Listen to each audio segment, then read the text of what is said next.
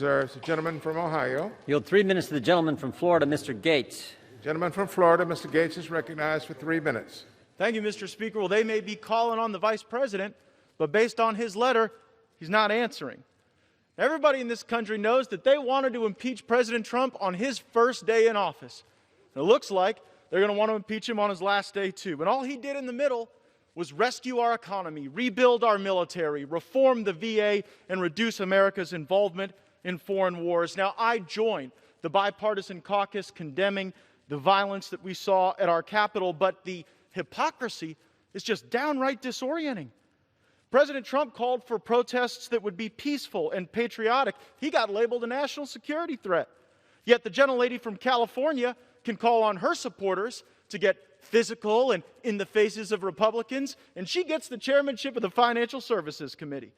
Republican members of Congress utilized a process contemplated in the Constitution to offer an objection, and we were labeled seditionists. Democrat members of Congress raised funds for groups attacking our police, burning our cities, destroying our businesses, establishing autonomous zones, and they were celebrated as justice warriors. Wednesday, they called for unity, democracy, and healing. Now, just days later, seeking power and political advantage, the Democrats have reverted to the mean. They've gone back to their natural state, the party of impeachment, removal, and division. They're about to have unified control of the government.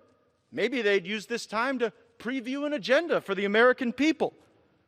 Now, the last 2 times the 25th Amendment was invoked, it was to facilitate a colonoscopy. Now they're using it to facilitate a transition to Joe Biden. How weird. Why? I'd call it virtue signaling, but there is no virtue in it. This removal effort isn't for America. It's for them, for their ability to showcase and wield power. And we see the power of cancellation and removal on full display in America today. Forbes magazine has called for White House officials to be shamed and unemployable. ABC News has called for the cleansing of the Trump movement. I don't know what that means, but talking about cleansing our fellow human beings sure is scary. Big tech has driven consumers and conservatives off of monopolistic platforms, and then when we created our own platform, Parler, it was nuked from the internet altogether. The gentlelady from New York was booted from a Harvard advisory board because she took an adverse position on electors that had been taken by every single member of the Congressional Black Caucus in 2001. Cancellations for some, celebrations for others, for doing the exact same thing. The President of the United States can't tweet or post on Facebook, but we know from Project Veritas that the principal counsel for PBS can call for the government to steal children from Republicans and to throw Molotov cocktails at the White House.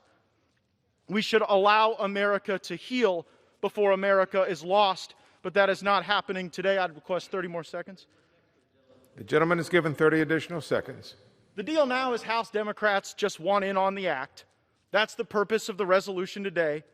They want to show you that they can still tear things down. I guess over the next 2 years, we'll see if they're capable of building anything or anyone up. This is a deeply unpopular impeachment. The public wishes we were here dealing with coronavirus, not the virus of Trump hatred that you seem to have found no vaccine for. I yield back.